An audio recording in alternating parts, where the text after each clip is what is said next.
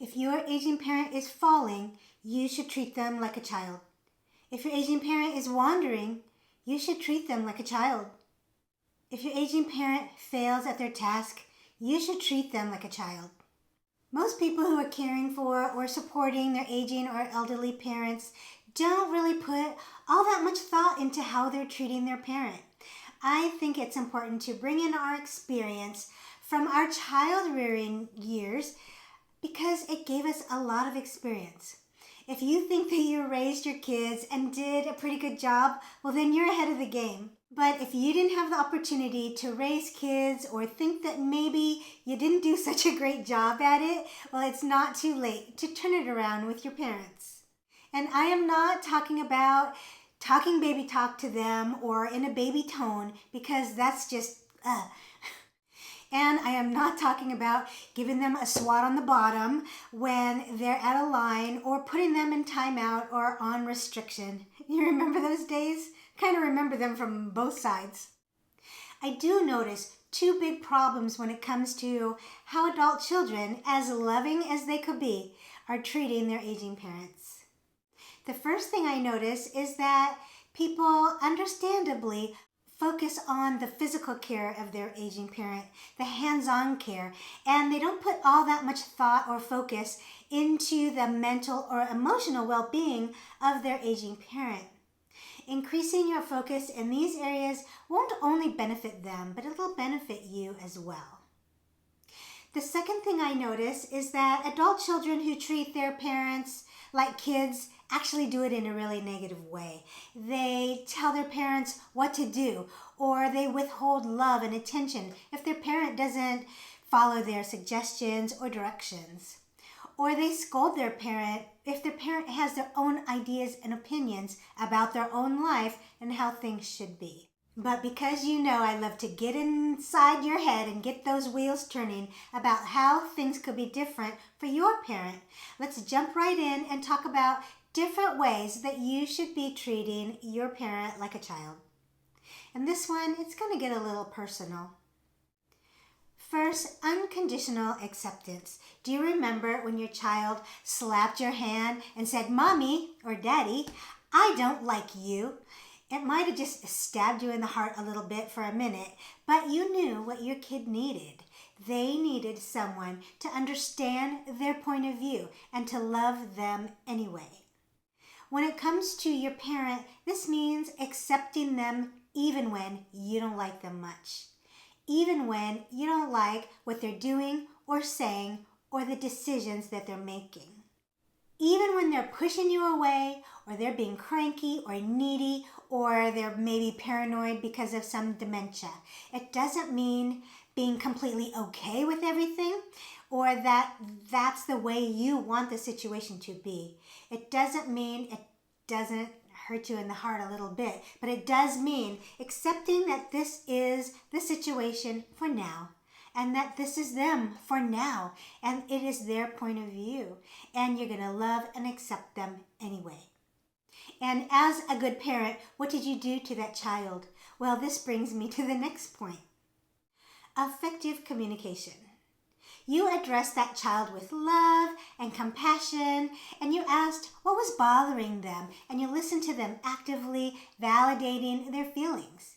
And as your child got older, you learned to navigate all the difficult topics like bullying and stealing and safe sex and dating and all of those things that we had to talk to our kids about.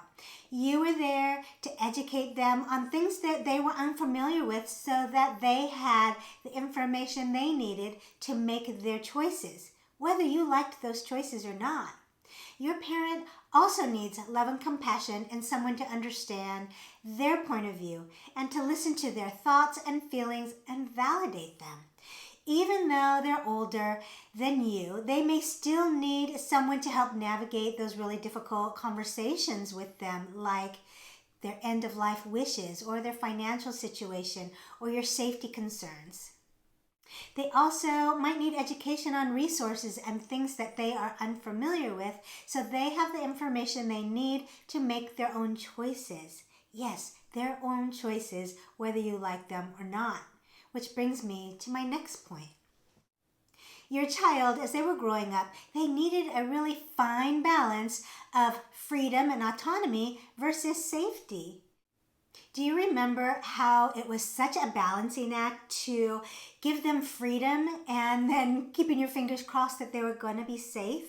Because even if you wanted to, you couldn't lock them in the room and not give them the freedom to make choices.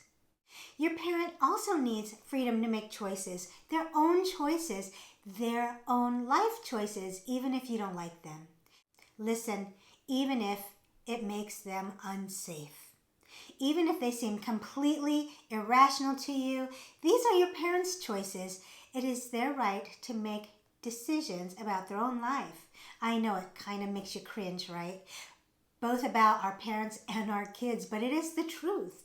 And in both of those situations, unless they were putting themselves at risk of being malnourished or unable to shelter or clothe themselves, or a judge deemed them incompetent, then there really isn't a darn thing that you can do about it.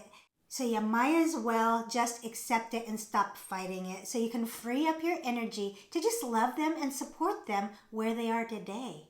Love them where they are. Another thing that you did for your kids, and probably didn't even realize it, was socializing them. When the kids went off to school, they made friends, they joined clubs and teams, and it provided them the opportunity for stimulation and socialization and happiness, and even the family gatherings and connections with the family members were so important. And just like the kids, your parent needs to be socialized, and they need some stimulation. They need to see someone else's face other than yours, even though I'm sure you have a really nice face, but variety is the spice of life. Try to get your parents out to socialize, and I know sometimes they say no, but try it anyway. Get them together with family members at least, or try to get them together with their friends. Even if it's socializing at the senior center or going to an adult daycare, it has such great benefits for them to see other people. It's great for the mind and the spirit. And if you're the one and only care provider for your parent, consider splitting some time with another caregiver. Typically, you might think that you need to get someone else in to help for your benefit, but it really is a benefit for your parents to have someone else in their environment other than you. And I am not saying that you're not great, but I am talking about your parents' needs, not yours. Another thing that you did for your child to help them all through the years of growing up was to help them feel competent. Whether that was letting them hold the spoon and feed themselves for the first time, or going to the potty alone, or walking to the bus stop alone, or driving for the first time. You had to let them try at least once, otherwise you'd still be spoon feeding your kids today. Some adult children who take care of their parents take over all the tasks and do everything because it's easier sometimes. But your parent also needs to feel competent, so give them some chores to do, some tasks. Let them fail. It's okay. If they can't do the task, then learn from it for what you could give to them next time that's a little easier. Even if they need prompting or reminding or hand-over-hand help, let them try to do things themselves. They deserve to feel like they are contributing to the household and caring for themselves as much as possible, for as long as possible. So just like you did with your kids, have some patience with your parents. And your kids, when they were growing up, really needed to know that they were special and loved and that they mattered. And this carries over to your parent. So slow down a little bit. Look them in the eye. Have a conversation. Listen to them. If you wouldn't have let weeks or months go by without having a conversation with your child or your teenager, then don't do it to your parent. Give them your undivided attention. Another point, if you are anything like me, even before your kids were born, you were tactically planning for their future. I'm sure you said things like, I am going to be the greatest parent ever. Or my kid is going to go to college and this is how we're going to plan to get him there. Always planning for the future. knowing what you wanted the future to be like and trying to do the things today, years ahead of time, to get them there. For me, even though raising my kids was super difficult, I knew how I wanted things to be years later in the future. I wanted to have an amazing relationship with my kids when they were adults and to not have any regrets over the things I did or said when they were silly, stupid, out of control teenagers, and that was always on the forefront of my mind. Likewise, with your aging parent, you might have started this thinking that you're going to be the best adult child that you could be for them. But take it a step further. Think about years in the future, maybe even when they're no longer here. How do you hope that they felt? What do you want them to know about how you feel about them? What is their long-range plan for them? And take actions today and every day ahead of time so that years down the road, you won't have any regrets. And this last one, it's a toughie. Sometimes you have to give kids tough love. I've been there in a big way, and my son gave me permission to tell you this story. When he was a teenager, he was a mess, and he will agree with me 100% on that point. Everything that a parent hopes and prays that their kid doesn't do, he did to the extreme for years.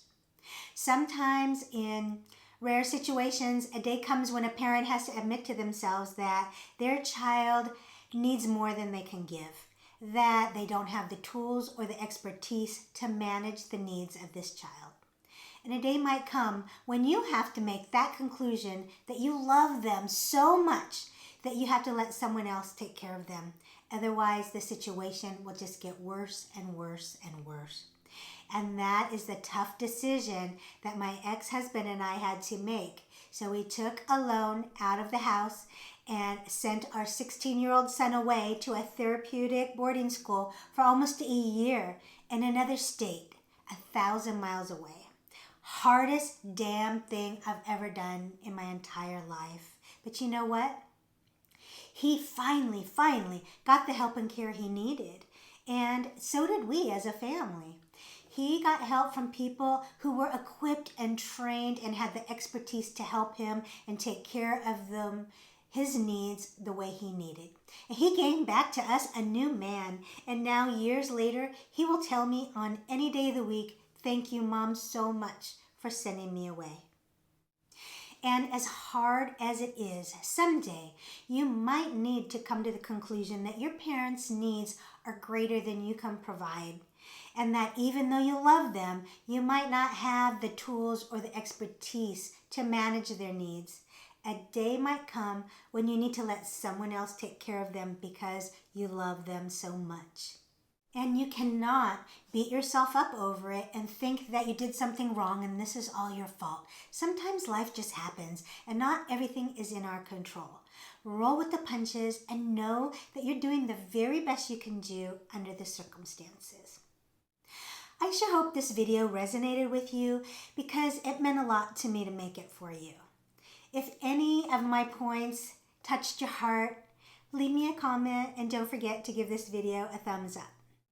I make videos to help you through parent care in any way that I can, but hopefully I'm helping you reduce your stress so that you are left with no regrets. If you don't want to miss any upcoming videos, then go ahead and subscribe to my channel. I thank you so much for watching today. I'll see you next time.